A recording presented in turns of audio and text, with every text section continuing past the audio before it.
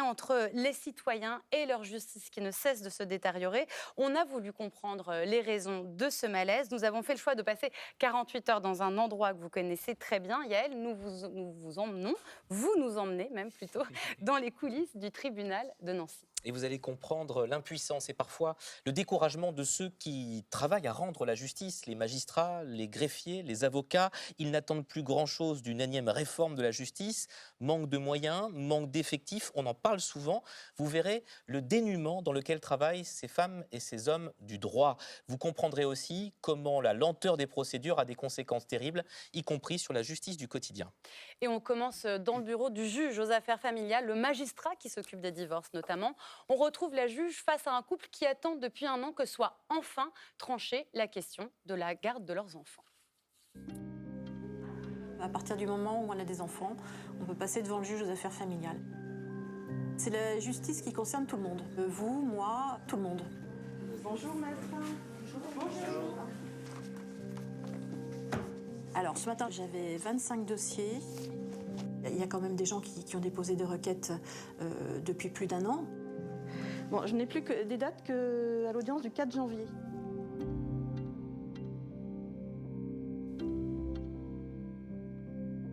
Bonjour madame. Bonjour madame.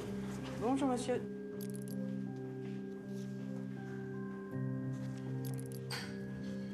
Les enfants maintenant sont grands, ils ont bientôt 18 et bientôt 17 et ils ne souhaitent plus aller chez leur père, donc que les droits de garde ne soient plus appliqués ou au moins pouvoir donner leur avis parce qu'il y a 2 ans quand leur père a subitement voulu reprendre les droits de garde, à chaque fois que les enfants ne voulaient pas y aller, ils portaient plainte contre moi pour non-présentation d'enfants.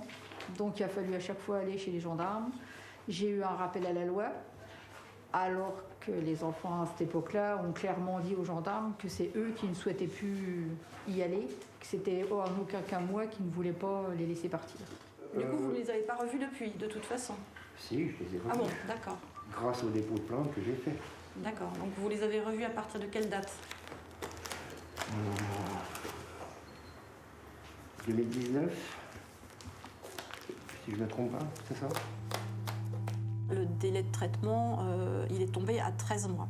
À partir du moment où on ne s'entend plus ensemble et que le juge n'intervient pas, ça peut avoir de lourdes conséquences. Quand vous êtes convoqué à la gendarmerie ou à la police parce que vos enfants n'ont pas voulu aller chez le père ou chez la mère, sincèrement, le conflit, là, il explose.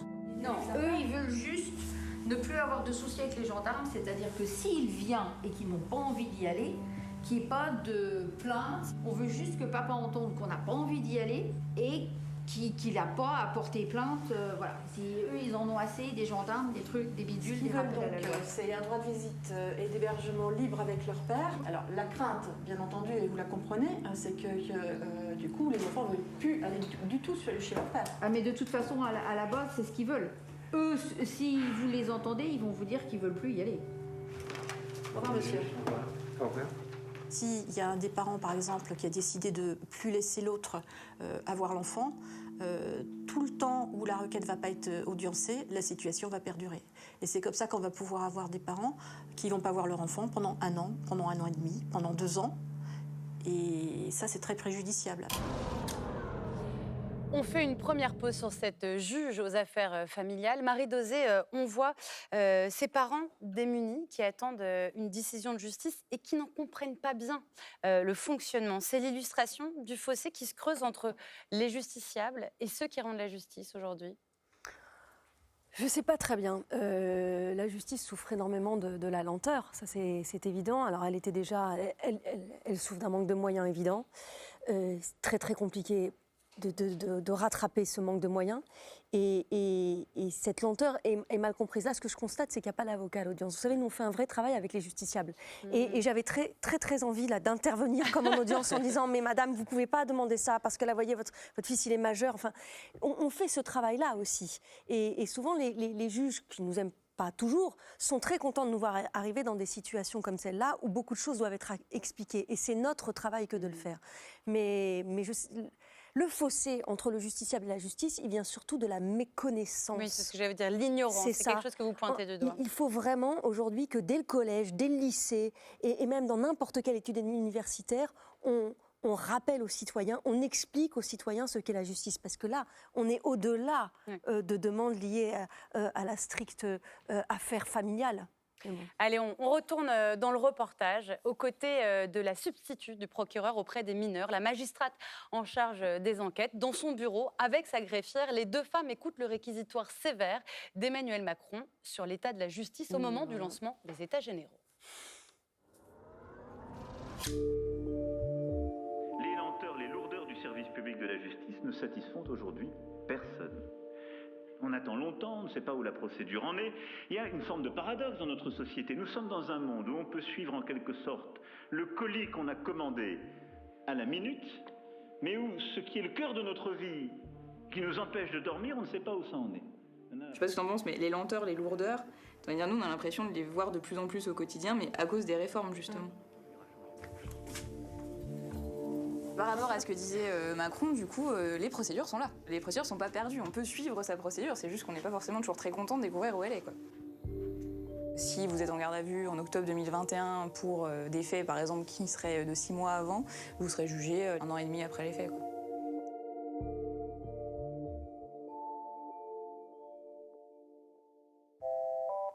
Oui, bonjour, Elsa Pincé, substitut. Je vous appelle, je fais un petit peu de point. Vous nous avez saisi début octobre, là, un petit signalement pour dire que tonton me demande de le toucher. Elle a 3 ans, presque 4. J'ai entendu la petite ce matin en audition. Tonton, il fait des kili. Par contre, il fait des kili partout. Le fait est que je viens d'appeler le papa, là, que j'entends cet après-midi, le papa de la petite. Il va récupérer la petite dès ce soir. Voilà, ça, on va dire que ça nous évite un placement et autres. Est-ce que vous voulez qu'on fasse une expertise psychologique de l'enfant, ouais. Ou est-ce qu'on part directement sur une, entre guillemets, une garde à vue rapide, histoire de que ça soit Parce que le problème, c'est que là, on n'a pas de... il n'y a pas d'interdiction de contact à ce stade, quoi. L'expertise psychologique, on pourrait l'avoir dans quel délai? Si c'est madame, ça peut être rapido. Ouais. Parce que là, je pense que le père va la garder. En gros, on a 3 semaines devant nous, quoi. Ouais, ça marche. Ça marche. Je vous fais un point rapido. Ok, merci.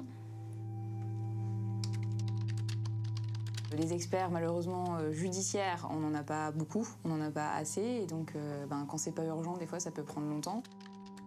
Les meilleurs experts qu'on a pour les mineurs, c'est des experts qui sont à l'hôpital des enfants. Eux, je sais que là, pour avoir un rendez-vous, c'est en février. On fait une deuxième pause sur cette substitut du procureur qui s'inquiète de la lenteur d'une procédure sur une suspicion de pédophilie.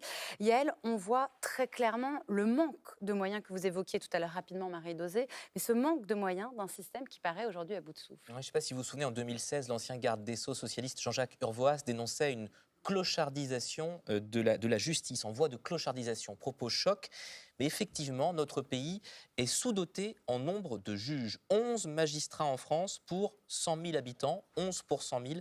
C'est 2 fois moins que la moyenne européenne. Et cette pénurie de personnel touche aussi les greffiers, les juges de proximité. Comment ça s'explique? Eh bien, tout simplement par le budget, par l'argent que nous consacrons à la justice. Nous dépensons en France l'équivalent de 69,90 €, donc 69,90 € par habitant, ce qui nous place au 13e rang en Europe, très loin de l'Allemagne, à 131 € dépensés par habitant, ou de la Suisse à plus de 220 € par habitant. La France a commencé à inverser la tendance depuis 2017 avec un budget qui est reparti en hausse de plus de 2 milliards d'euros, mais tout cela prendra beaucoup de temps. On retourne une dernière fois au palais de justice de Nancy avec un jeune avocat commis d'office dans le bureau de la greffière. Il découvre les dossiers qu'il va défendre au cours de la journée. Mais bon, mais oui, tout va bien se passer. J'ai quoi, j'ai qui, j'ai quand? Ça c'est la première compa préalable. Ok. Et la deuxième, c'est 14h30? C'est ça. Allez, on y va. Hop là. Un avocat, ça court partout parce qu'on doit ménager la chèvre et le chou. On est tenu par des délais incompressibles. Ok, allez, c'est y part. Le tribunal en tant que tel subit des dysfonctionnements assez notables. On manque de se prendre une isolation de tuyaux sur la tronche. Le rez-de-chaussée fuit un peu de partout. C'est vétuste.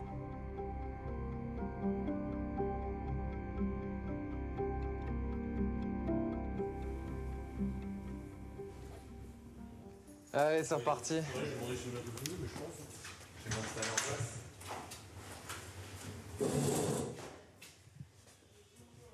Monsieur, bonjour. Allez-y, installez-vous. Aujourd'hui, la seule question qu'on va se poser, c'est de savoir si oui ou non vous montez en détention provisoire ce soir. Vu votre profil, monsieur, je veux pas présager, mais il y a de très très grands risques que vous soyez au château ce soir. Ah ça, j'avais pas compris. Voilà, de toute façon. Moi, je vais essayer de plaidoyer en expliquant que c'est pas une bonne idée et que de toute façon, vous devriez être jugé plus tard comme c'était prévu à l'origine, etc., etc. Si j'ai un entretien qui doit durer 15 minutes, il durera 15 minutes. Je peux pas me permettre de prendre 4 heures par dossier, même si certains mériteraient 4 heures.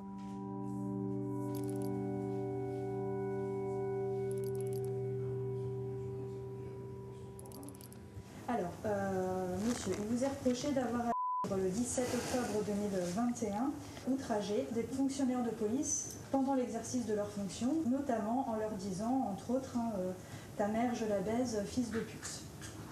Qu'est-ce qui vous arrive en ce moment? C'est l'alcool le problème. Il n'y a aucune confidentialité quand nous on défère les mises en cause dans les geôles de Nancy. Non, ça c'est une évidence. C'est cheap. C'était pas comme ça au début. Quand j'ai commencé, les déferments se faisaient dans les bureaux. Et puis la crise sanitaire et la Covid sont passés par là et ils ont installé cette table éphémère au milieu des geôles. Moi, si vous voulez, vous pouvez me filmer. Il arrive parfois que des détenus arrivent ou sortent pendant que d'autres mis en cause sont en train d'être déférés. Oui, voilà, on sourit un peu pincé, puis on dit voilà, on va attendre que ça passe. Nancy, on plaide dans les caves, très clairement. On est un des rares palais de justice où les salles d'audience sont en sous-sol. Un reportage en coulisses signé Beryl Chomeil avec Rebecca Cananier, Philippe Marseille et Jacques Etcheberry et regardé par notre invitée, l'avocate Marie Dosé. Quand on voit l'état de délabrement de ce tribunal, cette justice rendue dans les sous-sols, au milieu des geôles, qu'est-ce que ça vous inspire? De la lassitude et de la colère. Et la grande messe poitevine du président de la République sur les états généraux du droit, oui, vraiment, fait monter en moi une forme de colère. Restaurer la confiance du justiciable envers la justice, mais vous vous rendez compte des moyens qu'il manque? D'abord, il faudrait faire preuve, rendre un peu hommage à tous ces gens, les huissiers, les greffiers, les conseillers d'insertion et de probation, les magistrats, les avocats qui portons quotidiennement la justice sans aucun moyen. Et puis, il y a cette substitut du procureur qui a tout à fait raison. Non seulement on souffre de la clochardisation, mais on souffre aussi des réformes. Parce qu'il faut réformer, il faut quand même bien que le nom du ministre de la Justice soit sur la prochaine réforme. Donc on réforme les réformes et on ne cesse de réformer. Et quand j'entends le président de la République, dans ce discours sur les états généraux du droit, expliquer que, vous comprenez, il est temps maintenant de mettre à plat tout le système parce que de nombreuses réformes se sont juxtaposées. Mais c'est une honte. On nous avait dit que dans ce quinquennat, il n'y aurait qu'une loi, s'agissant de la justice, qu'une seule, qui serait soutenue par Nicole Belloubet. Finalement, réforme des peines, réforme du contentieux du divorce il y a 4 mois, réforme de la justice des mineurs. Là, une nouvelle loi, mais qui est ni faite ni à faire, présentée par Éric Dupond-Moretti avec les enquêtes préliminaires, le secret professionnel, une honte d'ailleurs. Il faut y revenir. Et justement, Éric Dupond-Moretti, c'était un grand avocat pénaliste comme vous. Vous avez un peu le même parcours, devenu votre ministre depuis l'été 2020. Et comme vous, il a dénoncé le populisme pénal, les droits des personnes mises en cause, la restriction des libertés au nom de la lutte contre le terrorisme. Quel bilan vous tirez du garde des Sceaux, Dupond-Moretti? Mais vous savez, moi, c'est quelqu'un qui a compté pour moi. Éric Dupond-Moretti, sa parole comptait pour moi et je pense qu'elle comptait pour beaucoup, et notamment pour les justiciables et les citoyens. Il était libre, il avait une façon d'analyser les choses très pertinente et très courageuse. C'est la dégringolade. Pourquoi il aurait perdu ça en étant C'est-à-dire qu'en un an, mais je n'en sais rien, demandez-lui à lui, mais en un an, il est devenu tout ce qu'il a dénoncé pendant 30 ans. Là, ce projet tue le secret professionnel des avocats. Il divise le secret professionnel en 2, le secret de la défense et le secret du conseil. Il va permettre de saisir dans les cabinets, dans les domiciles des avocats, des documents couverts jusque-là par le secret professionnel. C'est un ancien avocat qui est en train de mettre en place cette mesure et qui, de surcroît, s'en réjouit. Les cours d'assises. Enfin, Éric Dupond-Moretti nous a asséné pendant 20 ans à quel point il était important que les jurés populaires restent dans les cours d'assises. Il est en train de généraliser les cours criminels sans jurés populaires avant même la fin de l'évaluation. Avant même 2022, alors qu'il était prévu que ce soit jusqu'à 2022. C'est le rapport de M. Getty. C'est véritablement... On ne pouvait pas imaginer, nous, avocats, on ne pouvait pas se douter qu'en quittant la robe, on pouvait se retrouver face à quelqu'un qui a sombré dans tout ce qu'il a dénoncé pendant 30 ans. Donc je ne comprends pas. Sur les remises de peine, en matière de droit carcéral, sa réforme sur les remises de peine va nécessairement aboutir à une augmentation de 10 000 détentions. Ce n'est pas moi qui le dis, c'est le ministère de la Justice. Le Conseil d'État a été effaré. Et j'ai lu son avis, il s'inquiète énormément. Oui, c'est assez sidérant, vous voyez, là, nous sommes assez sidérés. On entend votre colère, Marie Dauzé. On va maintenant passer à un tout autre sujet qui a aussi fait l'actualité cette semaine, c'est le pouvoir d'achat qui a